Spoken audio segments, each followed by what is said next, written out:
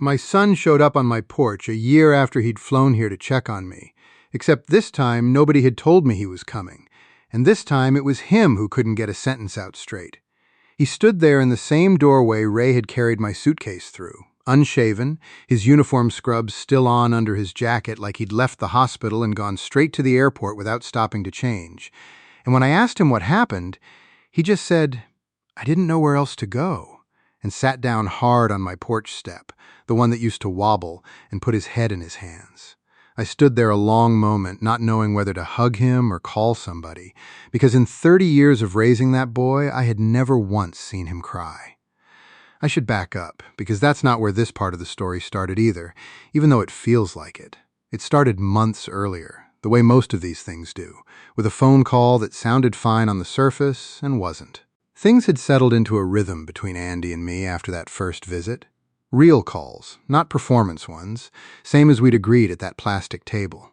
Every Sunday, roughly, sometimes a Tuesday thrown in for no reason at all, same as I'd told you before. He'd ask about the woodworking group, about Miguel and Ellen and the rest of the kids, whether Mari's garden had come in yet. I'd ask about the grandkids, about Beth, about work. For a good stretch of months, work meant the usual. Busy, understaffed, the same complaints every nurse in America has had since before Andy was born. Then, sometime around the spring, the answers started getting shorter. I didn't clock it right away. A man learns to read his son's voice over 44 years, but I'd been out of daily practice, 8,000 miles removed from the small tells, the extra beat of silence before he answered a simple question, the way he'd changed the subject the second I asked how he was actually doing instead of how work was. Mari caught it before I did. She was on the porch with me one Sunday while I had Andy on speaker, and after we hung up, she said, "Your son sounds tired in a way that isn't about sleep." And I brushed it off, told her he'd always run hot, always taken on more than his share. I didn't think much more about it. That was my first mistake in this whole business, and it wouldn't be my last. The calls kept getting shorter through the summer. He missed 2 Sundays in a row, which he'd never done, not once in the year since we'd built that habit, and when he finally called back, he had an excuse ready before I'd even asked. A bad stretch at the hospital, short-staffed, mandatory overtime, nothing worth worrying about. I believed him, mostly because I wanted to. I know now what that particular kind of wanting costs a man. I'd paid that price myself, hiding my own symptoms from him for 6 weeks before he found the paperwork in a drawer. I should have recognized the shape of it faster than I did. It was Beth who finally called me directly, the way I imagine I should have called somebody about my own health a long time before I did. She caught me on a Wednesday afternoon, her voice low like she didn't want the kids overhearing, and she told me things had gotten bad at home. Andy sleeping 4 hours a night when he slept at all, snapping at the kids over nothing, disappearing into the garage for hours the way I used to disappear into mine after Diane died, except Andy didn't even have tools in there worth disappearing over. She said there'd been an incident at the hospital a few weeks back, a patient he'd coded on, an older man about my age who'd come in from a nursing facility with sepsis that had gone unnoticed for days, and Andy hadn't been the same since. She said he wouldn't talk to her about it. She said she was scared, and that she didn't know who else to call, and that some part of her hoped that if anybody could get through to him, it would be me, because he'd never once, in her memory, refused to pick up when I called. I didn't tell Andy that Beth had called. I want to be honest about that from the start, because it's exactly the kind of thing that had caused half our trouble the first time around, and I did it anyway, telling myself it was different because I was trying to help instead of hide. Maybe it was. Maybe that's just what every person tells themselves right before they repeat somebody else's mistake with their own name on it. I called Andy that Sunday and asked him straight out about the patient, about the sepsis case. No dancing around it the way he'd never danced around my own hidden symptoms. There was a long quiet on the line, longer than any silence we'd had since the week I bought that first ticket. Finally, he said the man's family hadn't visited in 11 days before he came in, that the facility had missed the fever for 2 full shifts running, and that somewhere in the middle of trying to save him, Andy had thought about me, alone in a house 8,000 miles away with headaches I hadn't told anybody about, and it had knocked something loose in him that hadn't gone back into place since. He told me it wasn't really about the patient. He told me it wasn't really about me either, not entirely, though I could hear that it was at least partly that. It was about the job itself. 13 years of watching people's families show up too late or not at all.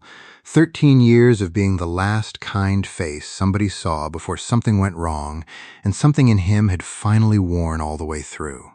I asked him if he was sleeping.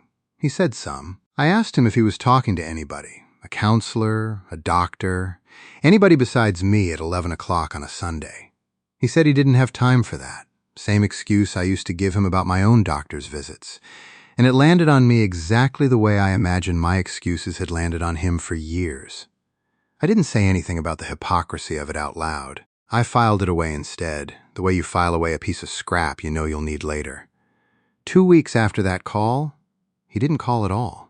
Not the following Sunday, not the Tuesday after. I called him 3 times and got voicemail, same as he'd gotten from me during my own first shaky weeks in Antipolo, except this time I understood exactly what that silence usually meant, and it scared me a great deal more than it should have, given how recently I'd been the one doing the disappearing. Beth called again on the 3rd day of silence, and this time her voice wasn't just worried, it was frightened in a way that put my whole chest on alert. Andy had taken emergency leave from the hospital. Not requested, taken, after a supervisor found him sitting in a supply closet during a shift, unable to explain how long he'd been there. He wouldn't talk to her about it. He wouldn't talk to a therapist the hospital offered him. He'd started sleeping in the garage some nights instead of their bed. No explanation given, none asked for anymore because every question just ended in a fight neither of them had the energy to finish. She said she loved him and she was running out of ideas, and she asked me, point blank, whether I thought it would help if he came to see me, got some distance, got out of the house where every wall reminded him of a version of himself that used to function. I told her yes before I'd thought it all the way through, same as I'd said yes to Mari's loan a year before without checking the date the pension check would clear. I've noticed that about myself since. I say yes fast when somebody I love is standing in front of me hurting, and I sort out the consequences after the fact, if I sort them out at all. Andy called me himself 2 days later, voice flat in a way I hadn't heard since the week after Diane's funeral, and asked if he could come stay a while. I said, of course, come whenever you're ready, and he said he already had a ticket, one way, bought that same afternoon without telling Beth first, which was its own kind of irony I noticed even then and chose not to point out. He landed at Ninoy Aquino 2 days later. I sent Ray to get him, same as Ray had once fetched me, and Ray told me afterward that Andy hadn't said 10 words the whole drive up the mountain, just stared out the window at the same hills that had once made me feel like a foolish old man starting over in a place he had no business being. Ray didn't push. He just drove, the way he'd learned to drive with me during my own worst weeks, letting silence sit in the car until somebody was ready to fill it or wasn't. That's how I ended up standing in my own doorway, watching my son fall apart on a porch step in scrubs he hadn't bothered to change, not knowing whether to hug him or call somebody, and settling in the end for both. I sat down next to him, put an arm around a grown man's shoulders for the first time since he was maybe 12 years old, and let him sit there and shake for as long as he needed to, while I quietly texted Mari from my other hand to let her know we might need her later. I got him a glass of water he didn't drink and a blanket he didn't need in that heat, mostly because I needed something to do with my hands, same as I imagine Mari had needed something to do with hers the night she stood in my doorway a year before, worried, sick, and not entirely sure how to say so.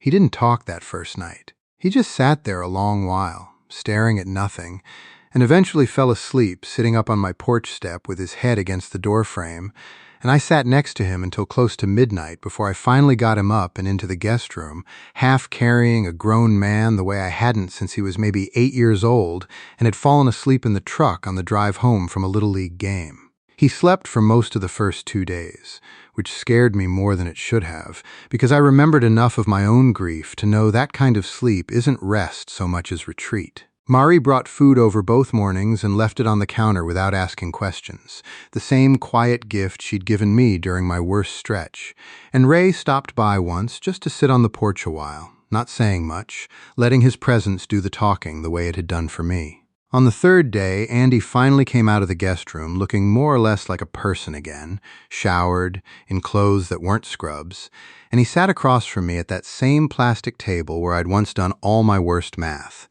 and he apologized for showing up the way he had. No warning, no explanation. I told him he didn't owe me an apology for that, given the precedent I'd set buying a plane ticket without warning anybody either. He almost smiled at that. It was the first almost smile I'd seen out of him in longer than I wanted to admit. I didn't push him to talk that day, or the next. I'd learned that much, at least from being on the other end of exactly this kind of pushing, how it just made a stubborn man dig in harder. Instead, I put him to work, the way work had once put me back together. I had him out in the yard helping me sort lumber for the Saturday group, had him fixing a hinge on Mari's gate that had been sticking for weeks, had him riding along with Ray on a supply run just so he'd have somewhere to be that wasn't his own head. He didn't say much during any of it, but I noticed him breathing easier by the end of the first week, the kind of easier you only notice in somebody once it's been missing a while. Andy's own stubbornness showed itself early, and it showed itself in exactly the shape I recognized, because it was mine. On the fourth day, I found him out in the yard at 6 a.m, before I was even up, splitting firewood we didn't need for a fire pit nobody had asked him to build, sweat soaked through a shirt he'd been wearing since the day before. When I asked him what he was doing, he said he couldn't sleep and needed to move, and when I pointed out that he'd been moving nonstop since he landed and hadn't sat still long enough for a real conversation in 4 days, he got defensive fast, told me he was fine, that he'd come here to get some air, not to be managed. I recognized the word the second it left his mouth, because it was the exact word I'd thrown at him a year earlier across an ocean of my own stubbornness, and I told him so. He didn't have a comeback for that.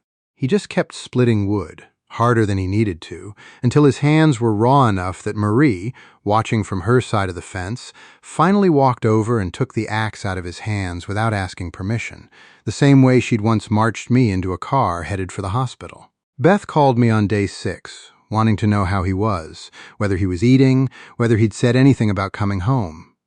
I told her the truth, that he was eating, that he was better than the man who'd landed on my porch, but that he hadn't said a word about the hospital, about her, about any of the things that actually needed saying. The hospital back home called him twice during that first week, Hour wanting documentation for his leave, a supervisor wanting to know his timeline, and both calls sent him into a foul, closed-off mood that lasted the better part of a day each time.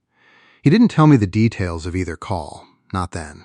It was Beth, during one of our own conversations, who mentioned that the hospital had strongly suggested he see an occupational counselor as a condition of holding his position open, and that Andy had flatly refused, telling his supervisor he didn't need to talk to a stranger about something he could handle himself. I heard my own voice in that refusal so clearly it was almost funny, except nothing about it felt funny at the time.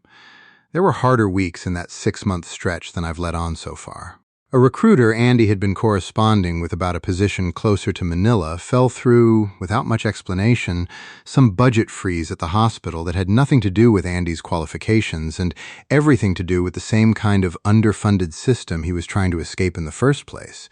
And the disappointment of it knocked him back into a quiet, closed-off mood for the better part of a week, the old habits creeping back in, short answers on the phone, an unwillingness to talk about anything beneath the surface. Beth called me during that stretch, worried it was starting all over again, and I told her what I'd come to believe by then, that recovery in a man like Andy, like me, wasn't a straight line so much as a series of switchbacks up the same mountain. Some weeks climbing, some weeks sliding back a little before finding traction again. I didn't have a tidier answer than that to offer her, and she told me, a little wearily, that she'd take an honest answer over a comforting lie most days of the week.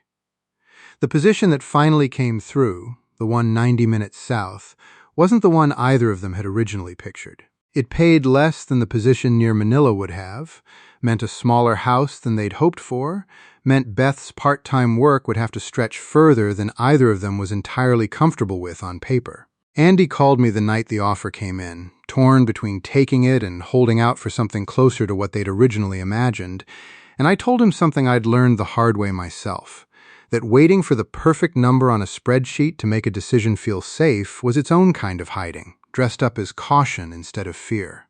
He and Beth talked it over for 3 more days before saying yes. I think, looking back, those 3 days of honest hesitation did more for their marriage than a confident yes on day 1 would have, because it meant they'd chosen it together, eyes open, instead of one of them simply deciding and the other going along. She thanked me for having him.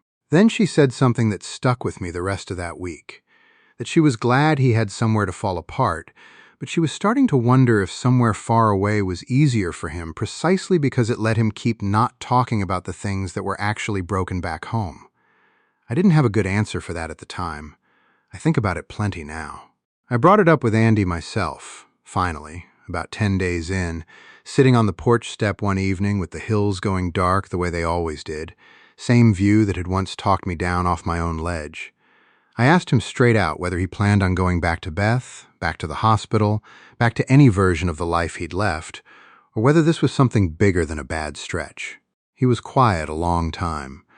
Then he told me the truth, or the start of it, that he didn't know how to go back to being the man who could sit with a dying patient's family and say the right things and then go home and be a husband and a father like nothing had touched him, because something had touched him. Plenty of somethings over 13 years, and he'd never once stopped to let any of it land. I told him that sounded a lot like a man who'd spent 3 years making coffee for two and pouring the second cup down the sink without ever admitting why. He looked at me sideways at that, and for a second I thought I'd pushed too hard, gone too far, too fast, made the same mistake with him that he'd once made with me at that dining table with the Brookfield folder between us. Instead, he laughed, short and a little bitter, and said maybe the apple hadn't fallen as far as either of us liked to pretend. There was a night, about 2 weeks in, before Beth and the kids had come out, when things nearly went sideways entirely. Andy and Beth had a phone call that ran long and loud enough that I could hear the shape of it through the closed guest room door, though not the words, and when he came out afterward, his face had a look I recognized from my own worst nights, the look of a man about to do something rash because sitting still with the pain had finally become worse than the risk of running from it. He told me he was thinking about flying home early, tonight if he could manage it, that he'd said something to Beth during the call he couldn't take back, and the only way to fix it was to be standing in front of her instead of 8,000 miles away hiding behind a phone. I understood the impulse better than he probably realized. It was the exact impulse I'd had myself, that one bad night with my thumb over the mouse and a one-way flight pulled up on my laptop, ready to run from a problem instead of sitting inside it long enough to solve it properly. I told him that. I told him that running toward Beth in a blind panic at midnight wasn't so different from the running he'd been doing his whole adult life, just aimed a different direction, and that if he really wanted to fix what he'd said, a rushed flight bought in anger wasn't going to do it half as well as a clear head and an honest conversation once he'd actually slept. He didn't want to hear it. We argued about it longer and harder than we'd argued about anything since the week I bought my own first ticket. Him insisting I didn't understand, me insisting I understood better than he knew. In the end, it was Mari who settled it, showing up at my door past 11 because she'd heard raised voices through the walls and wanted to make sure nobody needed the hospital again. She sat Andy down at that same plastic table, made him a cup of the strong coffee she kept for exactly these occasions, and asked him plainly what he thought would actually be different if he showed up on Beth's doorstep tonight instead of calling her back in the morning with a clear head. He didn't have a good answer. She told him that showing up in a panic to prove you cared wasn't the same as actually caring in a way somebody could rely on, and that she'd learned that lesson the hard way herself, a long time before either of us had come into her life. He sat with that a long while, coffee going cold in front of him, and by the time the sun came up, he'd talked himself down enough to call Beth instead of booking a flight, and the conversation they had that morning, calm and unhurried, did more good than any midnight arrival ever could have.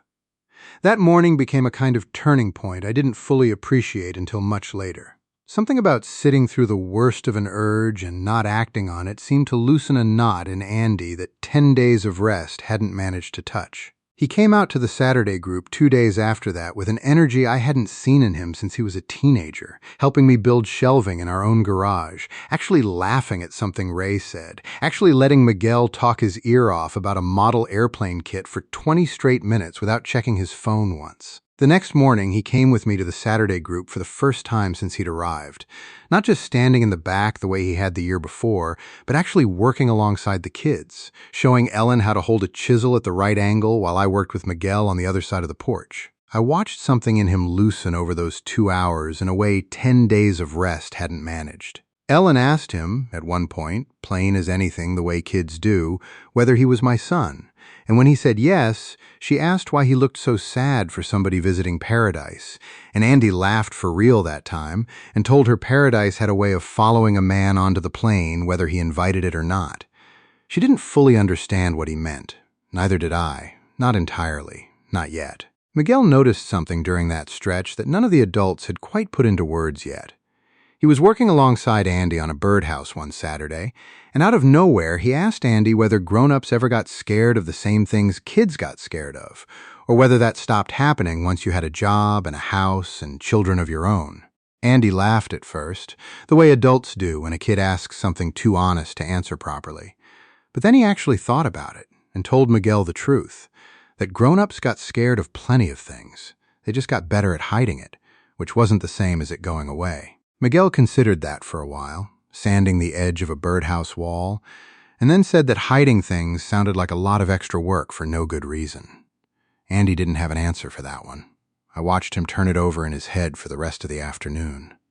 Doctor. Villanueva happened to be at that Sunday's gathering, since it turned out she and Mari had known each other for years, long before I'd ever landed in this country. Small world in a town that size. She and Andy got to talking over plates of food, doctor to nurse, the kind of shorthand two people in medicine share that outsiders never quite follow. And I watched him open up to her in a way he hadn't opened up to me yet, describing the sepsis case in more detail than he'd given Beth, the timeline of missed signs, the family's absence, the particular helplessness of watching a system fail somebody, slowly instead of all at once. Grace didn't offer him easy comfort. She told him plainly that burnout in his line of work wasn't a character flaw, it was an occupational hazard as real as a needle stick, and that pretending otherwise was how good nurses ended up exactly where he was sitting now, 8,000 miles from home in his father's borrowed shirt. He didn't argue with her the way he might have argued with me.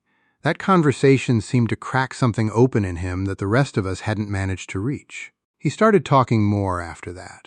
Not all at once, not in one grand confession, but in pieces, the way I imagine most real healing actually happens.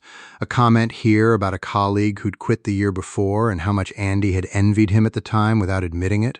A comment there about how he'd started dreading his own alarm clock the way I used to dread waking up in an empty bed. He told me one night, out of nowhere, that he'd started keeping a running count in his head of patients he hadn't been able to save, a number that had crossed into territory he didn't want to say out loud, and that the man with the sepsis had just been the one that finally broke the dam holding all the others back.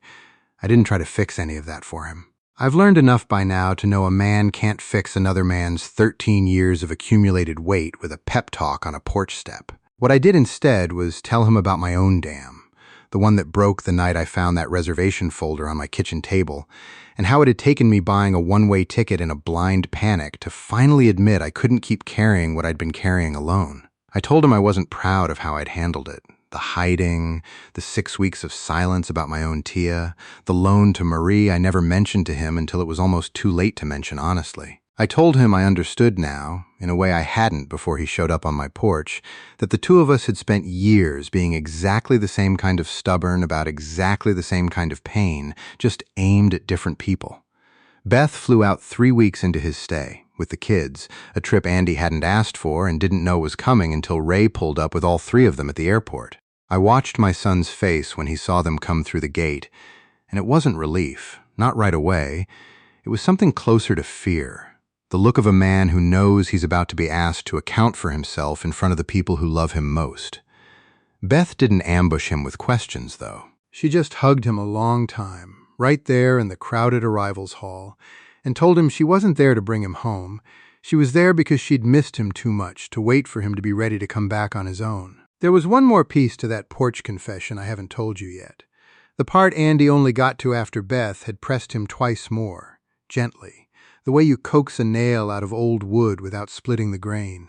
He told her about a letter he'd written and never sent, addressed to the family of the sepsis patient, the older man who'd come in from the nursing facility too late for anybody to save. He'd wanted to tell them things he had no professional business telling them, that the system that failed their father had failed him too, in its own way, ground down a good nurse right alongside an old man nobody had checked on closely enough. He'd drafted it 3 separate times and deleted it every time, telling himself it wasn't his place, that grieving families didn't need a stranger's guilt piled on top of their own. Beth asked him what had stopped him from sending the 4th draft, and he admitted, after a long silence, that some part of him was afraid sending it would mean admitting the case had broken something in him that couldn't be fixed by simply moving past it, the way he'd moved past every hard case before it.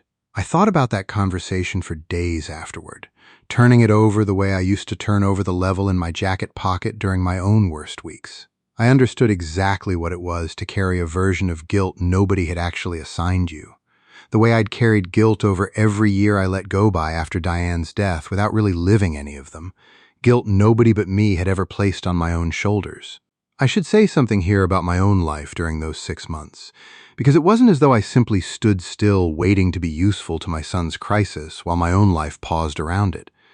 The woodworking group grew that spring, up to 7 kids some Saturdays, enough that Ray started helping me run a second table so nobody had to wait too long for a turn with the good chisels. Marie and I settled into something neither of us had put a proper name on yet, comfortable enough now that neighbors had mostly stopped commenting on it and started simply expecting us at each other's tables most evenings, which suited us both fine.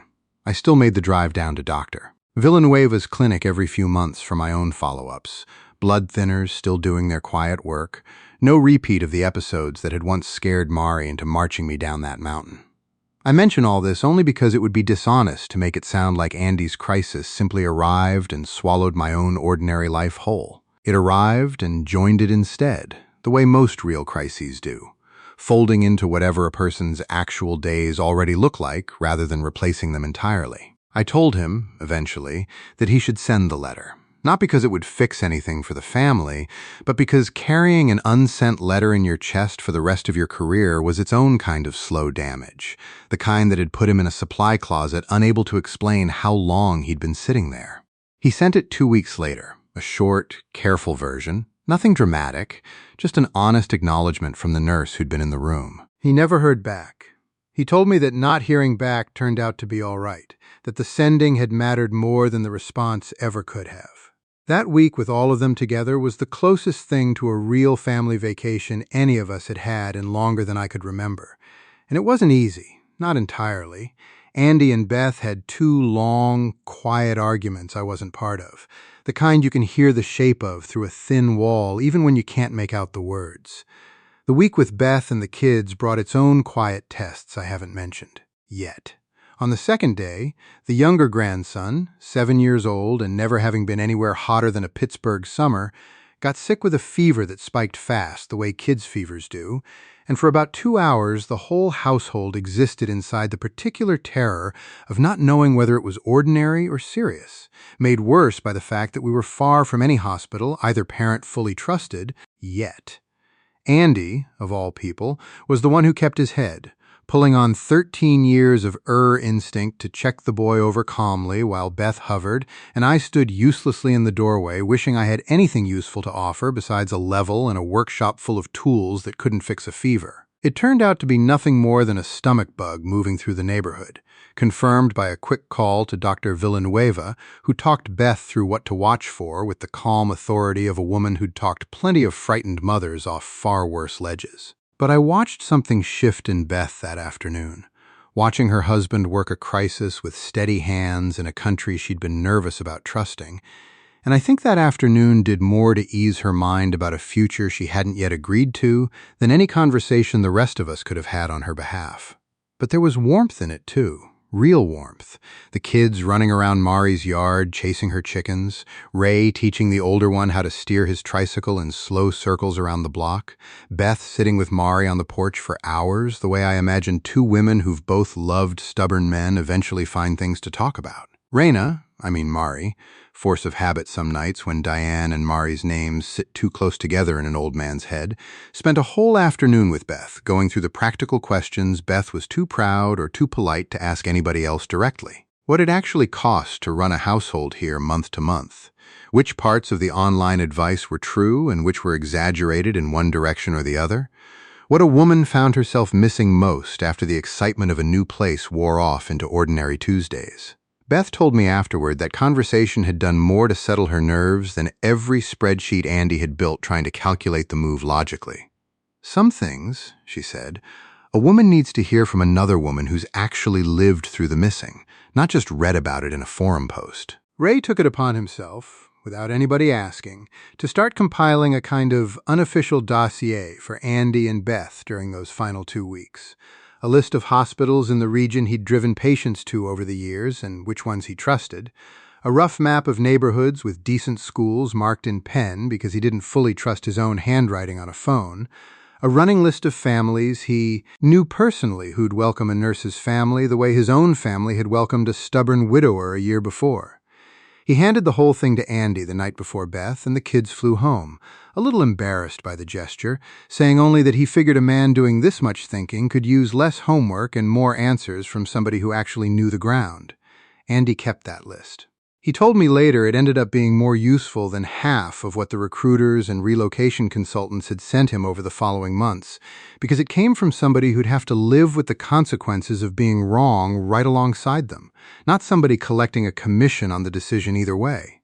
Doctor? Villanueva wrote Andy a short reference letter partway through those 6 months, unsolicited, after he mentioned to her over a Sunday plate of food that he was worried 13 years in a single high-pressure might not translate well on paper to hospitals here. She told him experience like his translated just fine and put it in writing to prove the point.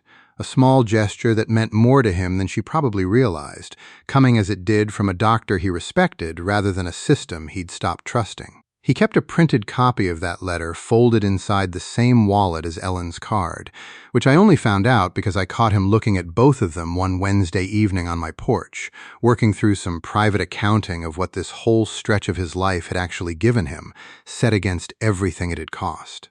It was Beth, in the end, who finally got Andy to say the thing none of the rest of us had managed to pull out of him.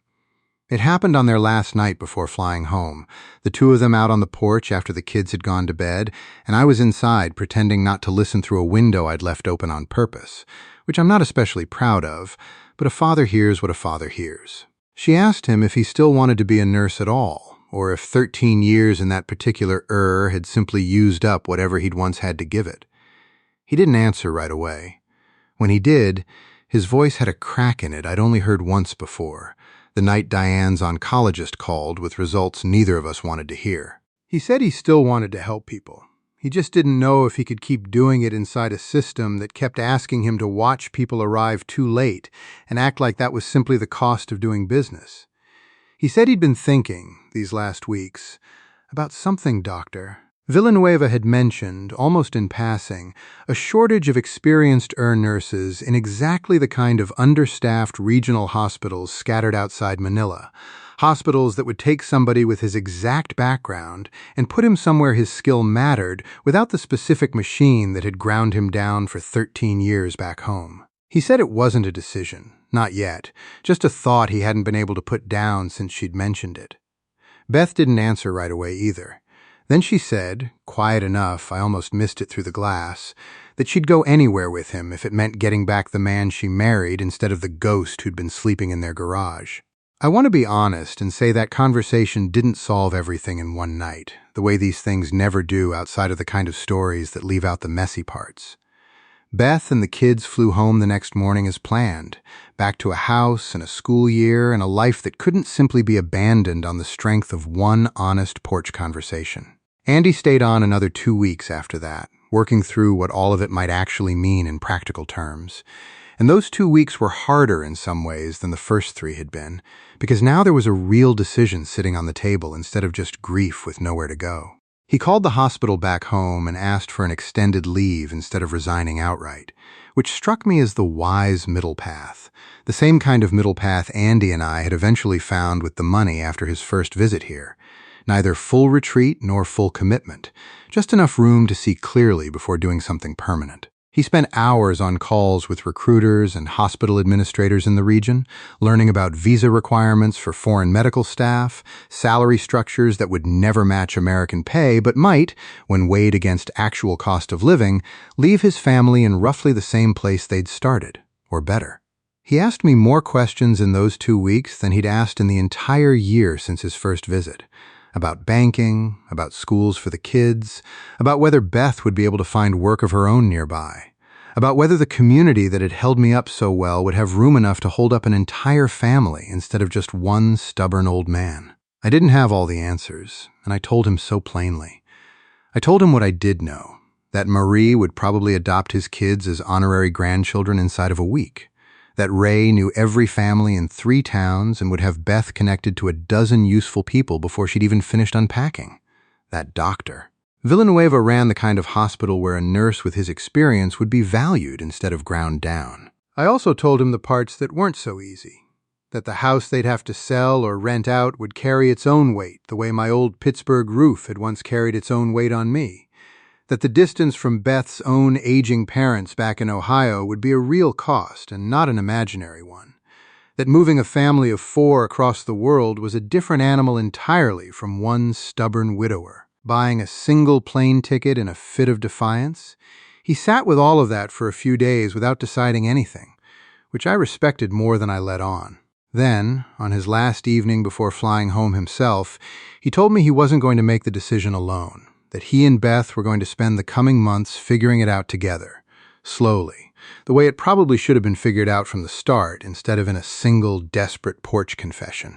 He said whatever they decided, he wanted me to know that showing up here, falling apart the way he had done something for him that 100 sessions with a hospital-assigned counselor probably couldn't have managed.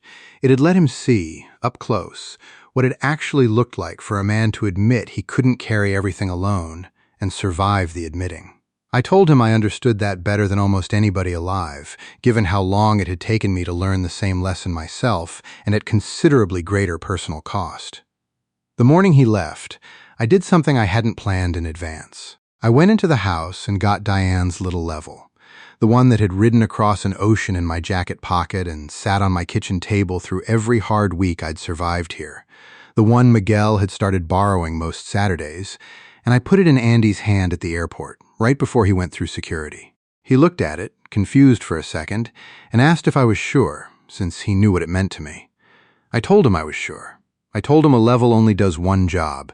It tells you when something's off balance before you build the rest of the thing crooked on top of it, and that I thought he needed a reminder of that more than I currently did, at least for a while. He held it a long moment, turning it over the way I used to turn it over myself, running a thumb along Diane's initials scratched into the handle, and then he hugged me harder than he had at the end of his first visit, and told me he'd bring it back the day he decided, one way or the other, what their family was going to do.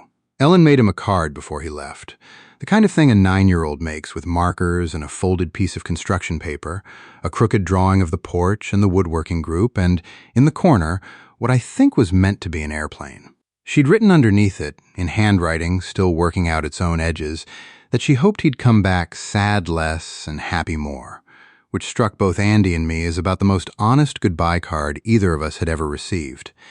He kept it folded in his wallet the whole flight home, he told me later, taking it out somewhere over the Pacific just to look at it again. 6 months have passed since that morning at the airport, and I'm writing the rest of this down because I think the ending matters as much as anything that came before it. Andy and Beth didn't move right away.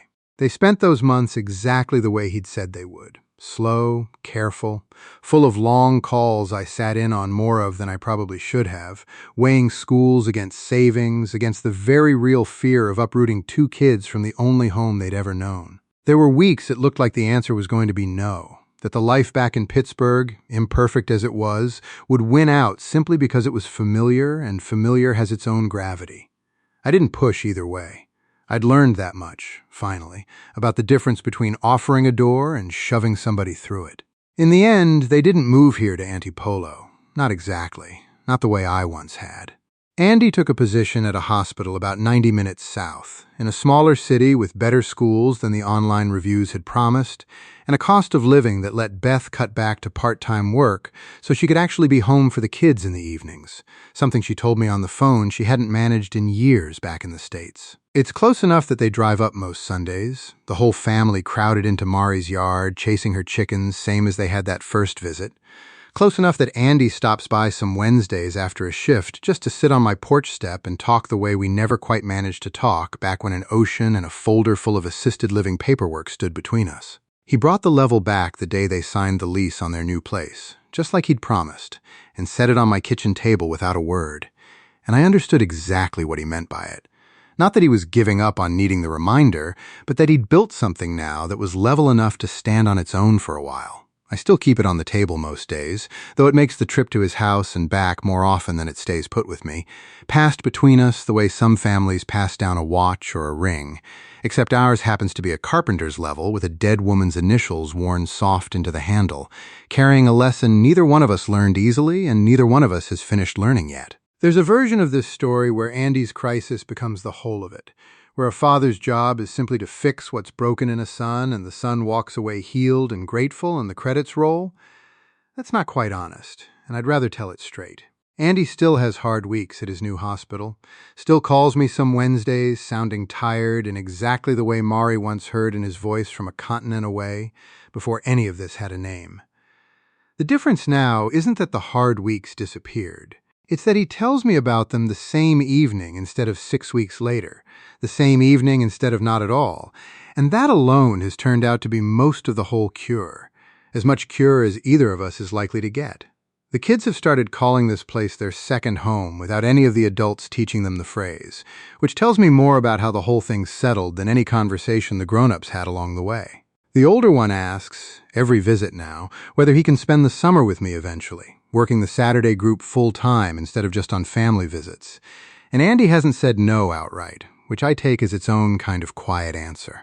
Beth found part-time work, doing billing for a small regional clinic, work she says suits her better than the long hours she'd kept back home, and she started her own informal habit of Sunday afternoons with Marie that has nothing to do with either of their husbands. Two women who've built something of their own on the strength of loving, stubborn men through their worst stretches. I think back sometimes to the man Sharon, at Brookfield tried to sell me on becoming. A man in a recliner with a tray of untouched food, waiting out whatever years remained without much say in the shape of them. I think about how close I came to letting somebody else decide that was the whole of my future, and how differently things might have gone for Andy, too, if I'd signed that reservation form instead of buying that ticket. He wouldn't have had anywhere to fall apart 8,000 miles from a life that was crushing him. He'd have found some version of a breaking point regardless, I suspect, men like us tend to, but I don't know that he'd have found his way back from it half as fast without a father who'd already walked the same road and could point out the switchbacks. Ray asked me once, half joking, whether I planned on collecting the whole family here eventually, one Maslowski at a time, and I told him I hadn't set out to collect anybody, that it had simply worked out this way, one honest phone call and one desperate plane ticket at a time. He said that was usually how the good things happened, the ones nobody could have planned on a spreadsheet no matter how hard they tried. And I've come to think he's right about that more than almost anything else he's told me since the day he circled my block twice looking for an address he'd been given wrong. I called Beth's mother in Ohio myself, at Beth's suggestion, sometime during that 6-month stretch, mostly to reassure a worried grandmother that her daughter's family wasn't disappearing off the edge of the map so much as building something steady in a place that had already proven itself steady for me. She had plenty of the same fears Andy had once carried about my own move, dressed in slightly different clothes, safety, distance, whether her grandchildren would grow up knowing her the way grandchildren should. I didn't have a script for that conversation, no folder of facts to hand her the way Ray had handed Andy his list. I just told her the truth as I understood it, that fear about distance was reasonable and love could still cross it if everybody kept trying, and that I intended to keep trying myself, on both ends of it, for as long as I had left to try. Miguel graduated out of the beginner table this past spring, moved up to working alongside me on real projects instead of just birdhouses and simple joints, and the first thing he built on his own, without much help from me at all, was a small wooden level, crooked in places, the joints not quite square, but a level all the same. He gave it to Andy the last time the family visited, told him every carpenter needed his own, and Andy has kept it on his own kitchen table 90 minutes south ever since, right next to Diane's, so that when the grandkids visit here, they now see two levels sitting side by side, one worn smooth by decades of a stranger's grief and love, one still rough from a boy's first careful attempt at getting something right. Nobody's checking a box on a form for either of us anymore. We're just checking on each other, both directions now instead of one, and there's a difference in that too.